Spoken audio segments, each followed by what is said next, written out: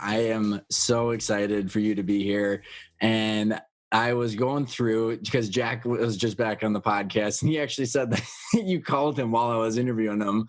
So it was it's just been fun because the rename of the podcast, and when I reached out, and I'll even give you a little I'll warm you up for the audience because you're like, I don't know if I got anything new to talk about. And I said, you know what?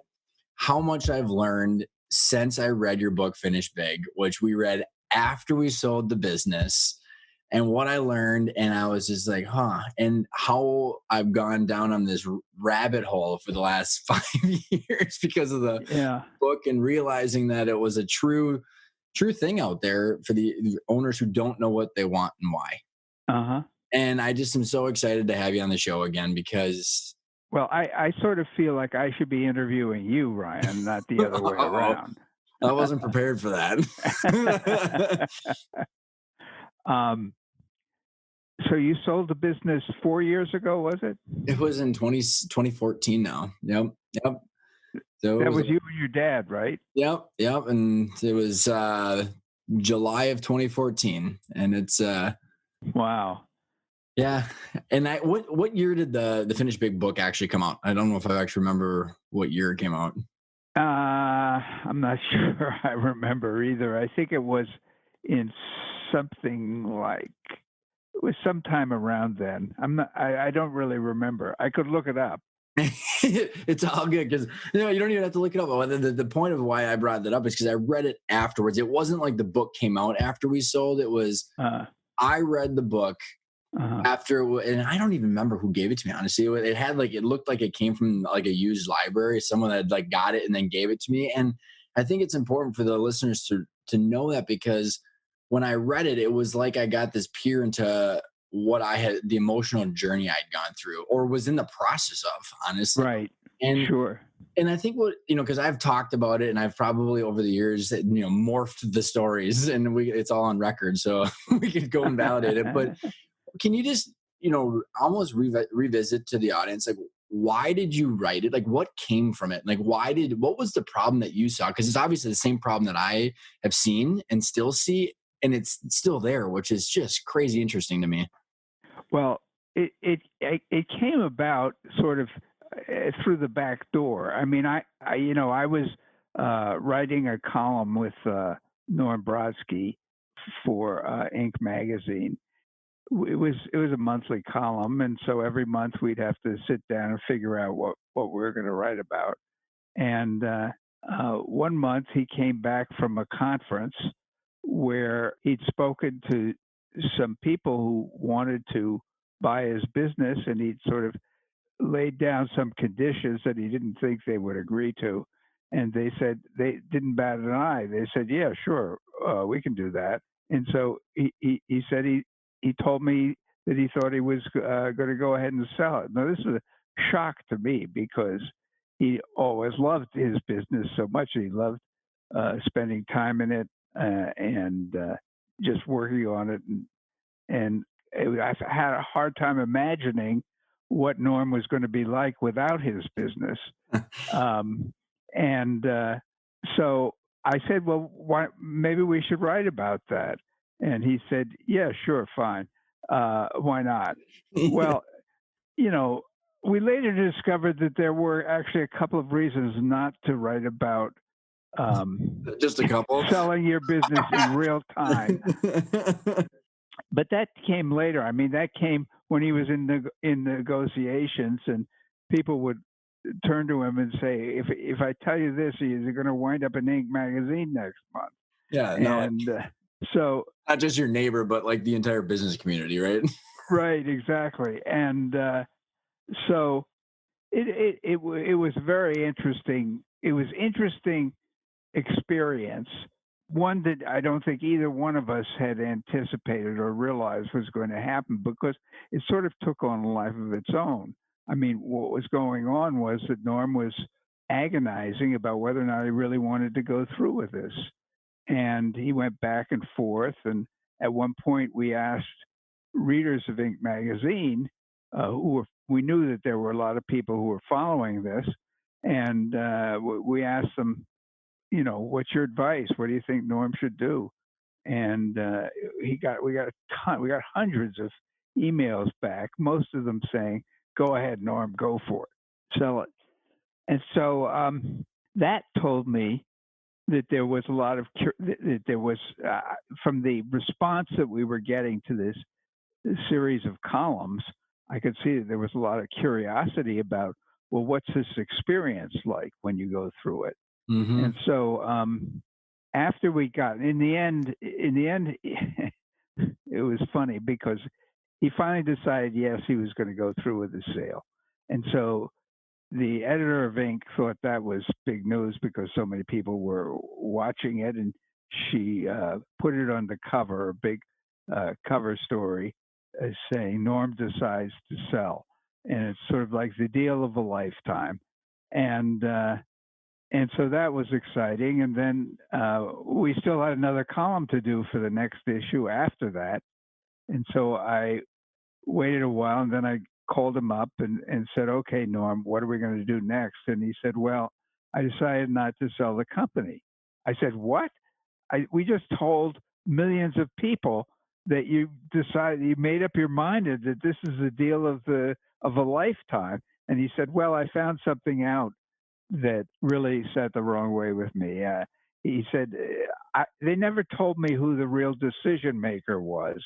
And there was one guy in all our meetings who I absolutely hated, and I didn't think I could trust him at all. But he was just one guy among a whole bunch of people. And so I didn't really give it too much thought. And then I just found out that he is the guy who's going to make all the decisions about honoring any agreements, and I don't trust him. I don't think he's going to. I don't think I can count on him to do it. I mean, they made a lot of commitments vis-a-vis my employees, and I don't. I can't trust them to live up to that. And I said, okay, well, I guess. We got a Um, column. I We guess got it. I guess we got a column, and it's true. The next column was about how he decided he wasn't going to sell. At least he wasn't going to sell to that buyer at that time. And at that point, he still thought it was, and he was right that it was the timing was right to sell the business, and so he was going to continue looking for a buyer, but we decided it was probably not a good idea to keep this series of columns going on while he was doing that. So he eventually did sell it, and the saga went on, but we just didn't write about it in real time. We wrote about it afterwards, and so from the response that we'd gotten to this series, I thought, gee, that's very interesting that people are so fascinated with what's going on with Norm, and people have gotten like emotionally involved with this. And so I went to my publisher and I said, I thought there was a book there, and he said, yeah, why don't you write a book on exits? That could be a good book. And I said, okay, well, I guess I better start writing it. And so my agent and my publisher worked out a deal, and I began doing my research. Well, the first thing I realized was that what I knew about exits was one thing, namely what happened to Norm, because Inc. Inc. was we never talked about, we never wrote about exits. Everything we wrote about was Growth, about scaling. starting companies, growing companies, and so forth. And I thought, well, gee, I better educate myself so that I can write a book. And I said, how am I going to do that? I said, well, I do know what Norm went through. I've got to interview some other people who've been through this to find out, what the experience was for them. And they, so I began talking to people, and I wound up talking to, dozens and dozens of owners that had who had left their companies. Most of them sold their companies, and I really just asked everybody I knew who knew somebody to let me know, and um, I began getting a lot of suggestions, and I suppose the first thing that struck me was how many of the people I talked to were unhappy and wish they hadn't sold their businesses, and were having were full of regrets, or there were parts of the whole experience that they didn't like. And I would say it was. I thought it was about half and half, but people tell me that I was probably being too conservative. There was probably more than half who had regrets afterwards. And so I said, well, I guess that's my book. What's the difference between the ones who wind up happy and the ones who wind up, full of remorse about what they've done? And so that became the book. Um, What I thought was amazing about that book, and I want to, because you've got four, and then you kind of have this asterisk slash five that are the reasons of what people did to be happy. But I think I'll explain to you both that, like, 4.5 years of this yeah. and hundreds of interviews, and I can pretty much say you're right.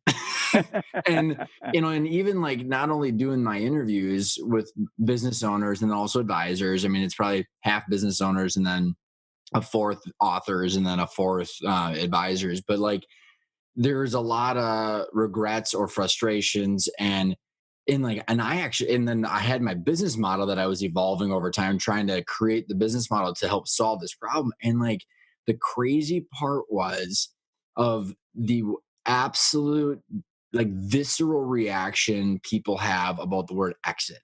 And and you're going to talk about why people want to, like, what they need to know. They need to know about themselves and why. But, like, I've been trying to, like, essentially slide in to help educate owners. And like, Yeah. it's just this, like, almost like two of the polar opposites of magnets, just like bouncing away from that, which Yeah. is the name change on the podcast, my company. And the crazy part is like, I found, Bo, that it's themselves. And I want you to explain your 4 and 5, but, like, I was never a technical finance guy. Like, literally, I Right. was a sales guy, strategic. I'm the visionary kind of DNA.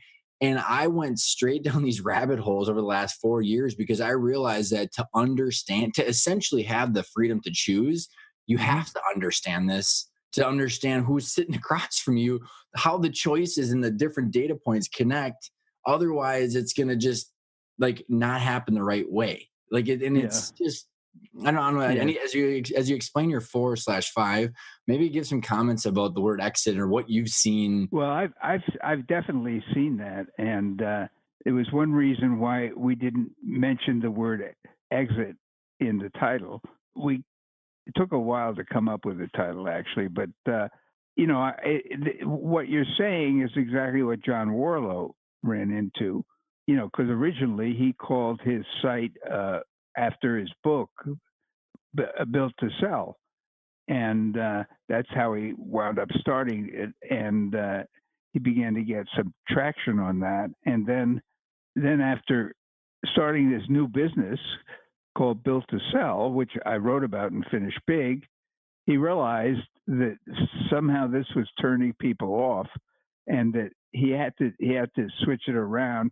And so he said he started calling it Value Builder, and it turned out that Value Builder, people were fine with Value Builder, even though it was exactly the same content as Built to Sell. Intentional Um, growth. Here I am. yeah, right. Yeah, it's great. And so you're absolutely right about that. The thing I found was, as you mentioned, that there were certain, when I looked at what I'd come up with after I'd done all that interviewing and sort of gone through the transcripts of the interview and really sort of thought about what it was that I'd found. I realized that there were actually certain things that the people who had bad exits either did or didn't do that the people who had good exits did or didn't do. It was the opposite of what the people who had good exits were. And I had to define what I meant by a good exit. And I decided that, there were like 4 or 5 characteristics.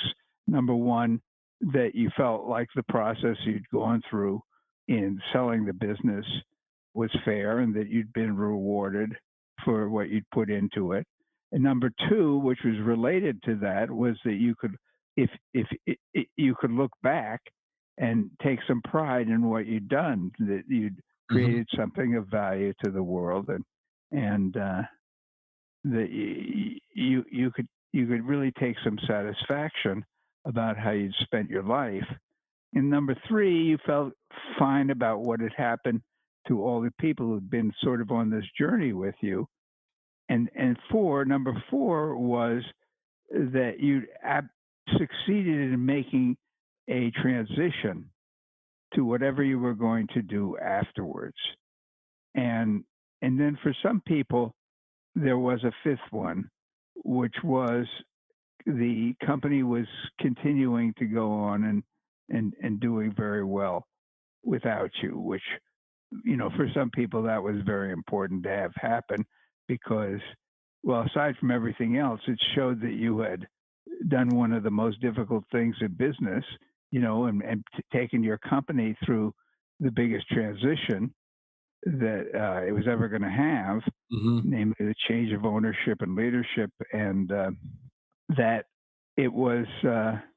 So I decided that was in those four or five qualities defined a good exit. A bad exit is when you didn't have one of them, Hmm. and it only took one of them to give you a bad exit. So I then said, well, okay, now let's look and see what the people who had good exits did in order to have that good exit. Hmm. And I came up with, uh, as you say, seven and a half different qualities. Uh, the first one was what you talked about, namely knowing who you are, what you want, and why. Which was something that I also found with Small Giants, which was another book I wrote, which was that people who have a clear idea in their own mind about who they are, what they want, and why are able to make decisions that are going to make them happy. Whereas otherwise, you wind up making decisions based on other people telling you what they think you should Hmm. do. And so that was number one. And then number two was that it was important to build a sellable company. And by sellable, I meant that it was that your company, you were able to sell your company to whom you wanted, when you wanted, and why. And no, when you wanted, and for an amount that you considered fair. Hmm. Um, and that was certainly there are some things called forced sales where Happens a lot. Or out of blue yeah offers, or that people go all the way down and they wish they wouldn't have. And it's absolutely right.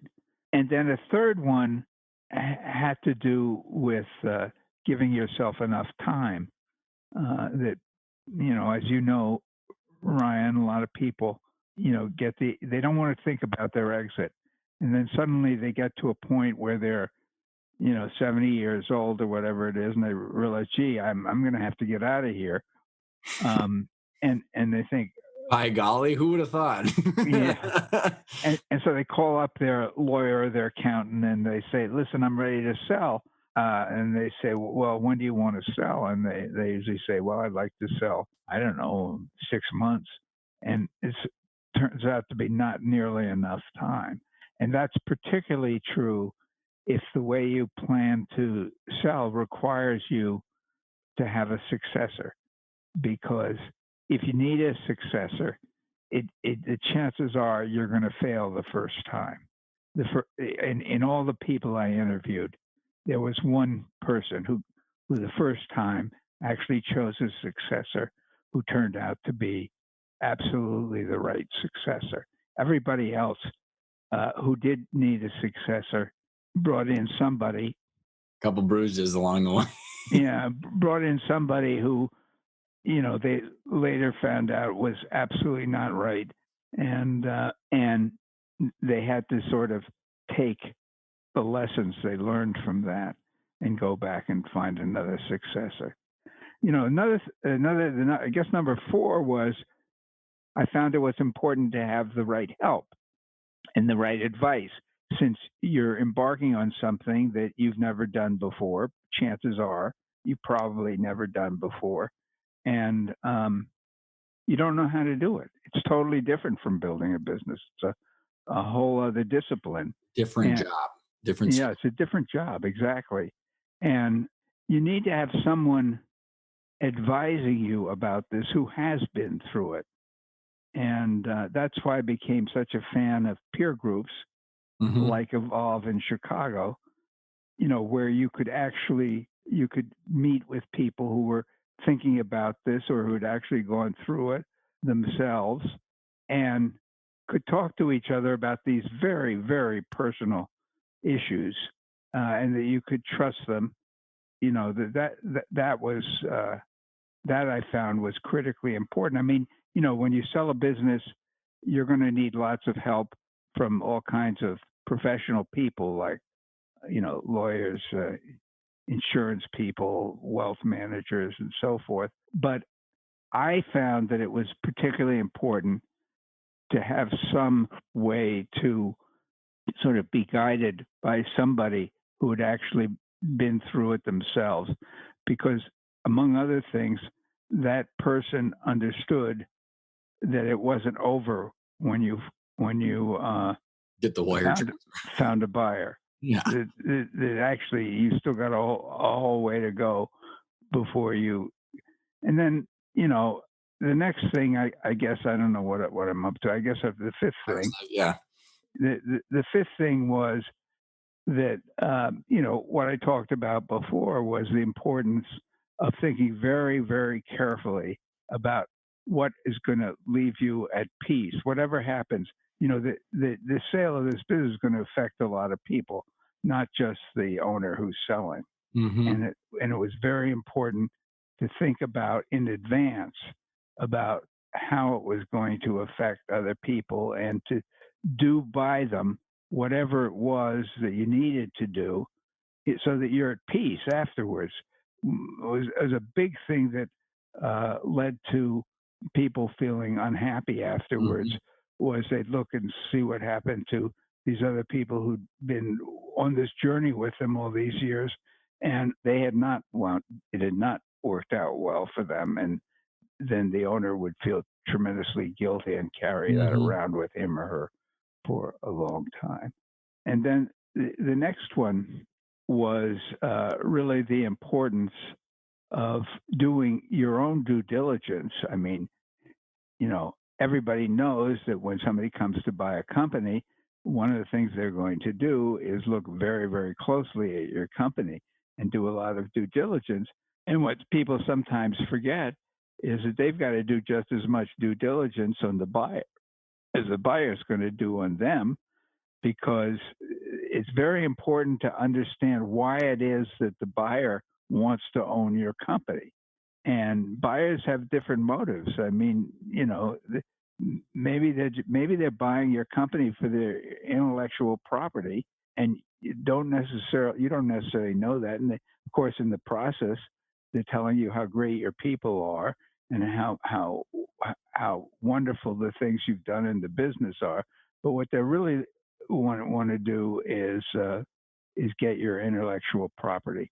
And then if you haven't prepared for that, if you haven't seen that and realized that that was going to happen, then you haven't prepared adequately, because things are going to happen after the sale, which you're not going to like, but you're not going to have any ability to affect them.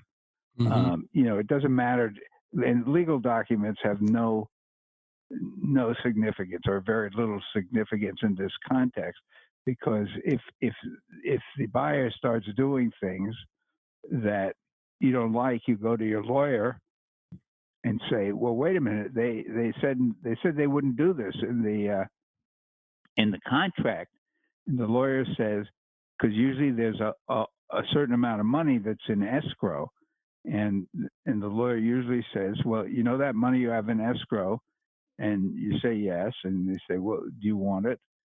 And of course, it's usually a big part of the sale. So of course you say yes. They say, well, then don't make waves about this, because you know, if you do, that's going to jeopardize your ever getting the rest of what you're owed for your company. And then the last one, really the seventh, which is very, very important, in many ways, the hardest part, which is making the transition.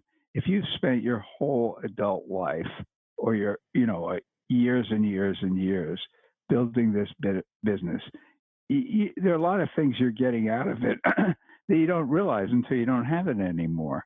I mean, when people ask you what you do, you say, well, I run this company and, well, here's what this company does and so forth. Or, the people you go and see every day, it's easy to take them for granted. Your social network, your identity. It's just Exactly, your identity, your purpose, and suddenly all these things are gone. And if you haven't gone back to that first one of figuring out who you are, what you want, and why, you're going to run smack into it at that point. You're going to find yourself saying, wait a minute, who am I? What do I want? And why? And um, how does that impact my business, my money, the value, like everything? yeah, exactly. It's interesting, Bo, and I want to I want to relay because I don't know if in the emails that you and I exchanged back and forth if you totally grasp the 5 principles and I want to explain the journey that I went on because after I found out your kind of the 4 things that happy people did and then the kind of the 7 things that you have to really take into account. One of the things that I struggled with was, okay, how do I actually figure out who I am? How do I actually figure out what to work on? And because it's like it was so true. Like I read your book and I was like, like not I got my head probably I had to go to the chiropractor pretty much because I was nodding so much. And so the 5 principles were synthesized, probably similar to how you created these over all the years and the interviews. And it was really about trying to like, okay, what needs to be learned and consumed to make those decisions. So the first one, and then I'll tell you like how a comment of how someone would articulate this, and then I want to get into kind of the small giants, and then what are ways to get through to owners because I think those are some of the biggest challenges. But so the 5 principles came from both like okay, and they go in order of like so the first one is your drivers. What do you want and why? And that kind of is right from you. And we have all these assessments of like, hey, is it legacy? Is it identity? Is your social network? Is it disrupting industry? What like there's all these reasons that someone chose to do this. Right. And then someone answers these questions, but then you have to stack on, which is the second principle of your financial targets. And there's 3 of them. What is your target annual income, cash flow? And then what is your second one is your net worth outside the business? Because you might have tons of real estate or investments. Then the third one is the value of your company and understanding how that impacts your financial situation. Because then you can layer it on top of your first principle is to say, how much do I actually need? Yeah. And then to be able to quantify how much I want, like quantify me staying in the business, not staying in the business to a dollar amount. And so that's why we dive and we teach so much on valuations. And then the third principle are the exit options. And this is where I think things get fun and where I think what Jack Stack is literally a shining example of how someone could get all the things that they want. So the five exit options are, one is internal. So that could be management, partnerships, or family. The second one is what we call acquisition entrepreneur, like a search fund. So someone that wants to come in and buy a job for the most part. And then the third one is an ESOP. It's selling to your employees. And then the fourth one is private equity. And that could be family office would fall into that. So, professional investors. And then the fifth one is a strategic buyer. And the concept that needs to be absolutely understood going into that is the difference between your leadership role and how you get paid for that versus your ownership stake. Because there's transitions that could be done differently on both of those. And I think what I've run into, Bo, is that so many people, when they say exit, they're literally thinking I'm getting kicked to the curb and that's my exit. However, you could literally, like in this example, if what was really important to you, principle 1 was my employees and my legacy, and I literally love this business. And then the financial targets, you've pretty much accomplished a lot of these and you only need maybe half your value up front. You could then sell to your employees where you're selling the ownership, but you're running the company till the day you die. And that's technically not an exit in the way that a lot of people think about this. So these first three principles set up the framework to literally identify what do they want and why. And then principle 4 is increase value. So now you know what you want and why. Let's grow your EBITDA and your multiple and pay down debt in the direction that you want to go. Uh-huh. And then the fifth principle is how to hire a team of advisors that are going to optimize that plan. So instead of going to your attorney or your CPA or wealth manager, all these people and them telling you what you think you should do, you go to them and you say, well, here's what I want. Uh-huh. And so one of my favorite phrases is this client of ours who's gone through the digital course, or who's like the boot camp digital course. He consumed the material and he said, Ryan, I want to go so he's doing 10 million in revenue right now and 1.2 in EBITDA. And he's saying, you know what? Right now, I don't want to sell to a strategic because it's right now only worth $5.5 million and he would only net 2.5. And he would probably have to sell to a strategic buyer that would not all the legacy things. Uh-huh. And if I can go from 1.2 in EBITDA to 2, I will go from a $5.5 million valuation to 12, and I'll go from netting 2.5 to netting 8. And then I can do an ESOP in 36 months and sell to my employees. And then I'll have 36 months to hire my transition, my leadership role. It's very specific. And then everything falls into line with where they want to go. So that's kind of like the how to actually dive into it. But the craziest challenge that I've had, which goes into like the small giants and then just teaching people this, is getting through to people that are like just grinding day to day to understand this. I have spent like every waking minute for the last 6 years trying to figure out marketing phraseologies to get through to people. And it's about driven me mad, honestly. To get through, tell me more about that, Ryan. What do you run into when you talk to people? Well, and this is what Jack Stack and I talked about. I don't know if it was on the record or off, is that there's so much noise out there. And like you have these owners. So like one of the biggest things is there's like, I'd say 90+% of business owners have their mindset optimizing for annual income. So how much distributions and what's my K1 going to be? How do I minimize my taxes? But what they're doing is they're sacrificing long-term value growth. Right. So like, and I actually did this podcast recently about the psychology is actually like, it's actually brain science where the flow is like, it's almost like an addiction of like loving what you're doing. Right. But to think about an exit or any of this other stuff is almost like doing estate planning where people like, Sure. do that. So there's like, you're almost fighting human behavior while also the fact that people they're solving for the annual income. So the goal is to try and get through to them that this actually creates a whole different paradigm shift that opens up more options. It's just been the hardest thing ever. And they'll say like, hey, EOS is solving all my problems, which is totally bullshit. I mean, it's a great operating system, but it doesn't solve these problems. Right. Or there's someone that they hired that allowed them to shut off all the receptivity to other things. What is your thoughts or experience with that? Well, I'm actually just I'm thinking. Well, you know Allie Taylor. Yep, she's actually coming back on the show too. You're pretty soon. Oh, good. Yeah, she should because she knows a lot, and she's taught me a lot actually about sort of psychologically what it is that gets in the way of people. I mean, I think that you're right that for many people, thinking about the exit is like thinking about their funeral. And you've got to get beyond that because they have a hard time thinking about what's going to happen, what they're going to do afterwards. And that's like assuming that they have to leave the role. And that's where I want to make that's a good bridge to the small giants community that you and Paul have created and Ward and what Jack's doing, because like, and I think the one question that I asked you years ago was, can you finish big and be a small giant? And it almost literally leads you up to an ESOP because it's like, so. Well, actually, I've been very involved with another group somebody you probably want to interview is a guy named Dave Wharton, who is the WHORTON, and he is the founder of what's called the Tugboat Group.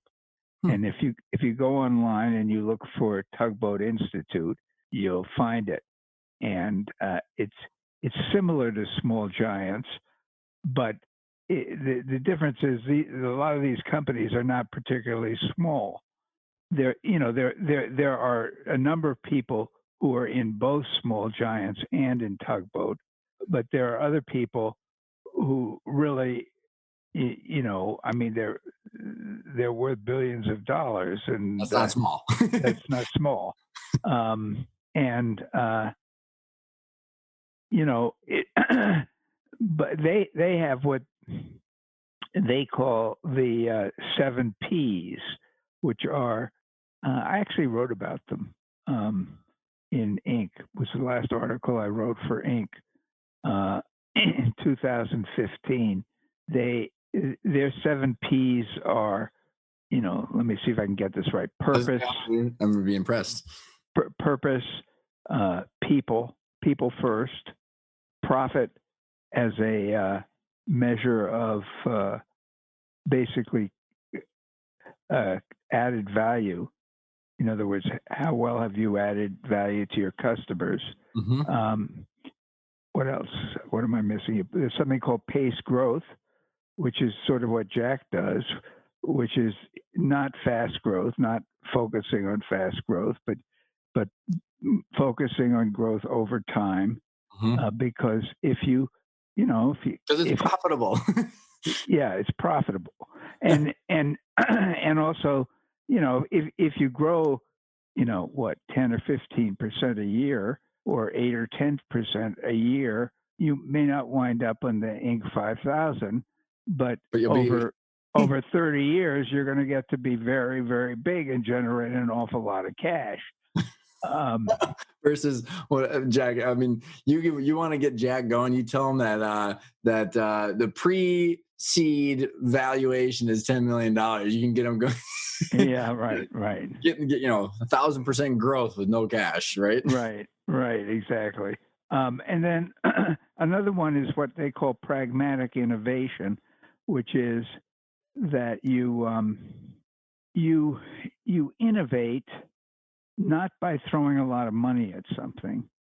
Uh, in fact, money sort of undermines innovation, because if you can solve problems with money, you will.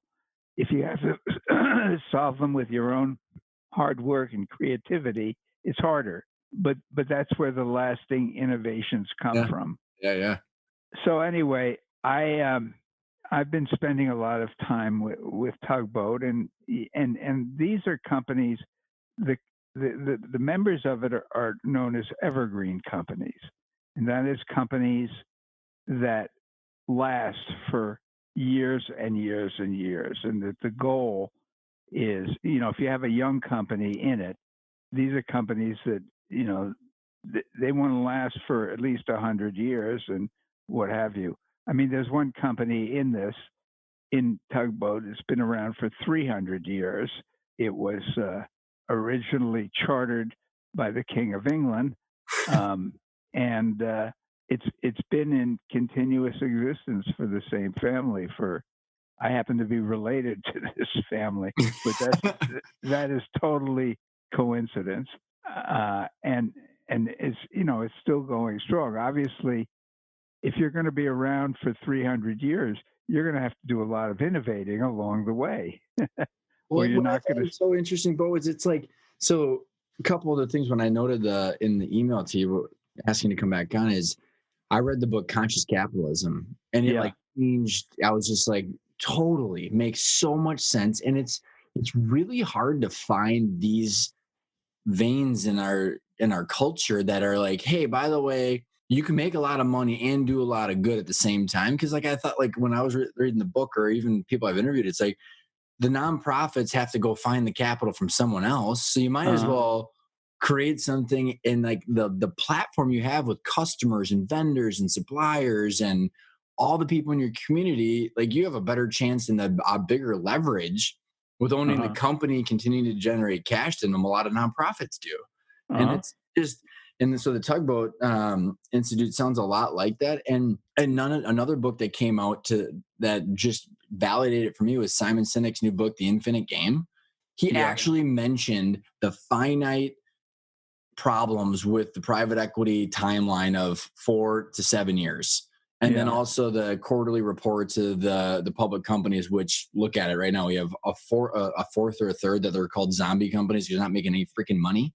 And Uh-huh. it's like it goes back to what you're like, just focusing on the right things. And it's just interesting to find that there's these things starting to come out that are enough people that finally go through the process and are not happy with it. Yeah. Yeah. Right. I think that, the other thing is this, is that, that if you are going to, if you are starting a company with the goal that you want it to last as an independent entity for 100 years, one thing that is that you're not going to be there when it happens. So you're still going to have to deal with the transition. Now, some of these businesses are family businesses, and there are a lot of great family companies out there. And basically, when I wrote Finish Big, I looked very hard for companies that had lasted beyond in other words, they lasted to the third generation. In other words, it's possible to find a successor who is going to run the company. Let's say is going to buy the company and run it the way the original owner did. To go to a third generation is almost impossible. Mm-hmm. In fact, the only companies that I was able to find that were able to do that were either family businesses or employee-owned businesses. Mm-hmm. And my theory about that was that someone needs to be the protector of the culture and the way of doing business. And that in a family-owned business, it's the family that, not that all family-owned, I mean, there are a lot of, not very good family-owned businesses that go out of business, but in a long-lasting family-owned business, the family plays that. Yeah, of like what are our core values? Like, Yeah. and Simon Sinek, and without being fluffy about that too. Like, I mean, Simon Sinek says that in his book, and he actually gave some examples of some big public companies where, like, if you don't have someone essentially playing whack-a-mole with all the the cancerous decisions that could pop up in a company for short-term thinking, you have to like actively Yeah. actively go after that stuff. Yeah. Well, with the, we'll see what happens with Jack, obviously. Well, we won't see it. You're younger than Jack and I, so you may see it. But, there's going to be a transition there. And people have, Jack has been, he always polls everybody to ask them what they want. And even though he could probably figure it out on his own, and what they want is to keep doing what they're doing, and to get bigger and create more opportunities and so forth. And at some point, he's going to have to leave. That's all there is to it. I mean, he's not going to live forever. So there seems to be a general consensus, actually, that his son, Tim, is the logical successor. And he's got two sons in the business. And the older one is also named Ryan. He has no aspirations to run the business or anything like that. And he thinks his younger brother, Tim, is the person who's best equipped to do that. And there's a lot of people who sort of share that feeling. But in any event, there's got to be something that keeps you going beyond any individual. And I've talked to Jim Collins about this, actually, and it's one thing to do it in a public company because you have shareholders and you have a board of directors that's fairly powerful and so forth. It's another thing to do it in a private company. And all of the companies in Tugboat are private. Mm-hmm. Oh, that's another P. That's Ah, there you another. go. That's another P was private because he is somebody. He's an interesting guy himself because he's a Silicon Valley venture capitalist.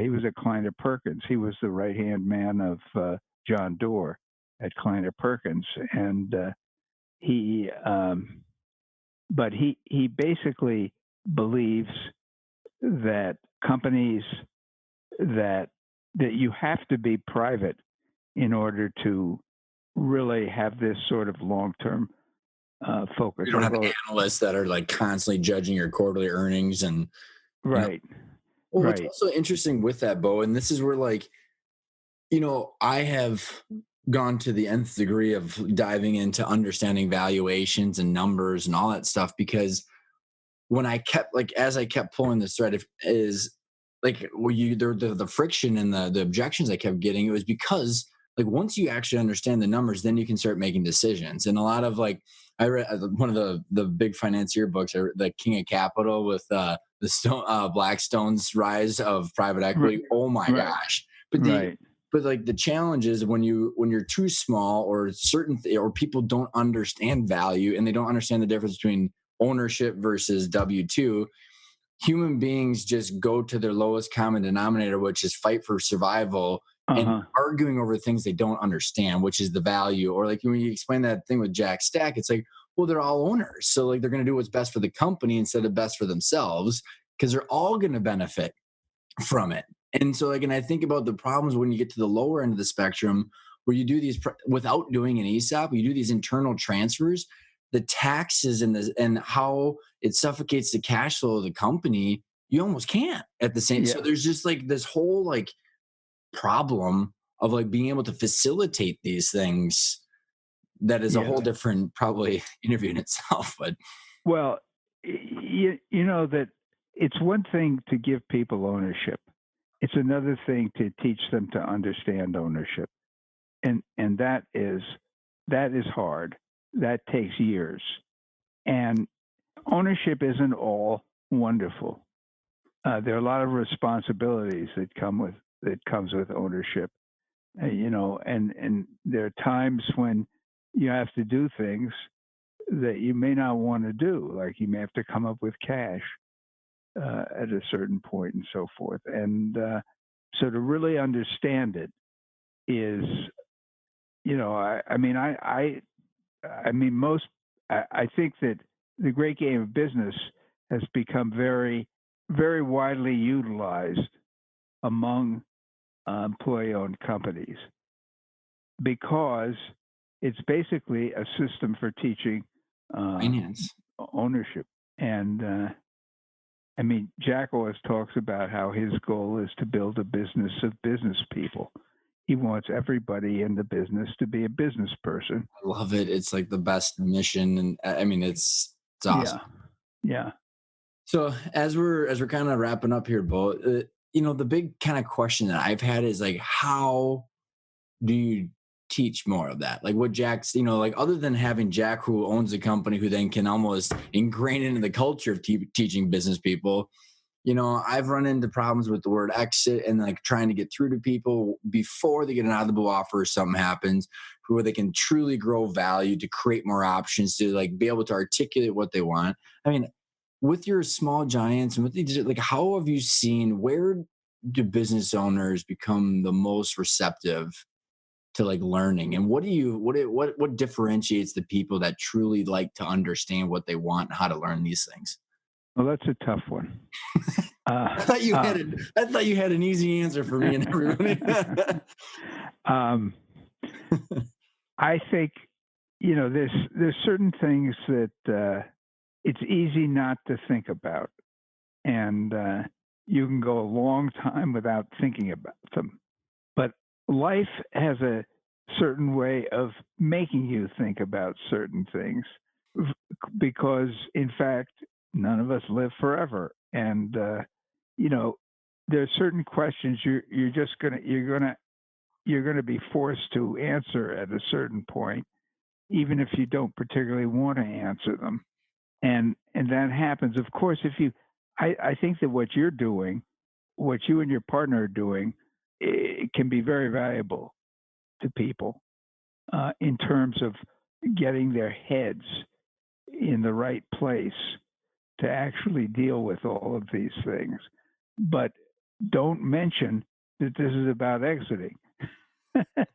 I know it's the most authentic caring bait and switch ever, right? Yeah, It's like this is not to sell you a get rich quick pill. This is like hey, there's a lot of work after this, but like yeah, right, exactly. Um, so I think with small giants, once a lot of small giants, they wind up selling some stock or all of their stock to an ESOP or to their employees. There are some companies. The ESOP isn't the only way to have Mhm. employee ownership. There are other ways, and some people prefer them and look for them. Um, but once you start sort of getting in there, you start thinking about, well, if you're still there and your company is running fine and it doesn't really need you anymore, which is, of course, the goal, then there are other things you can do. I mean, there are there are there's a company in Grand Rapids, Michigan, which might be a good company for you to interview.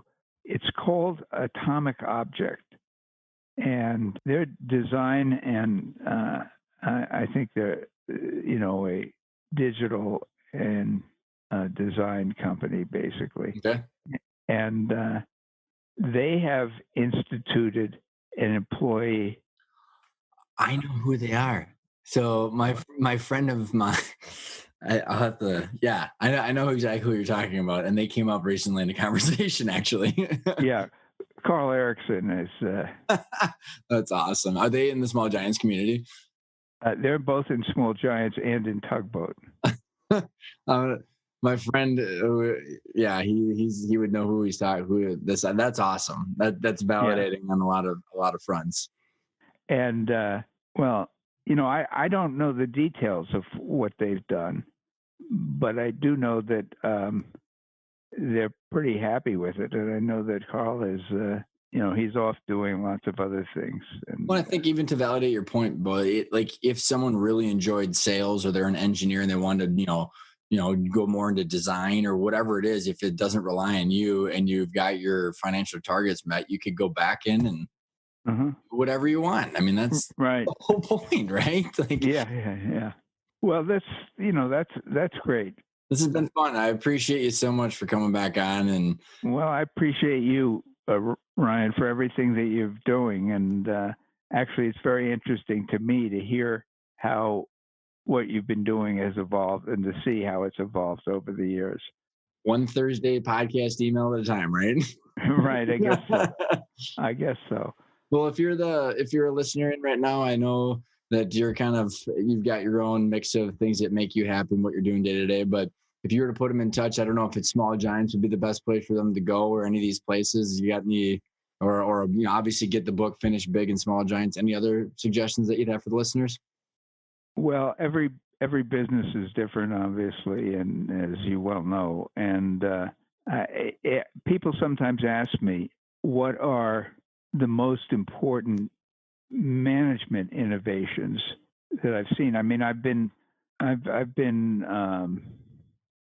doing this for a long time, and I really think that the most powerful business tool that I have ever seen has been open book management, at least as it's practiced by Jack Stack at the great game of business. People get confused a little bit. They think open book management just means making your numbers available to people, and most people couldn't care less about your numbers. I mean, it's like they find it all boring, and the real challenge is to do something like Jack has done to get. It's amazing. Yeah, it is amazing. It's And the second one, I also am a fan of Zingerman's, in Ann Arbor, and they have a visioning system which has been, which I think is very powerful. And if you haven't talked to them, you should Sure. talk to Ari Weinzweig. And then I also think that things like the Net Promoter Score, which is figuring out basically how to measure things that are difficult to measure, and I really think that those three things are really crucial. So the last question I would have for you then, Bo, is what does the word intentional mean to you? Well, I don't have any great insights into that. Intentional means to me it's something you want to do and that you plan to do and that you make an effort to do. Why? Why do you ask? That's the name of the podcast, and it's I would say that like part of my definition so far has been when someone says what's intention, I'm like you understand who you are, what you want, and why, and then you get a plan to go get it. That's it. That's good. That's great, Ryan. This has been so fun. Thank you so much for coming back on, Bo. I appreciate it. Well, thank you, Ryan, and we'll be in touch.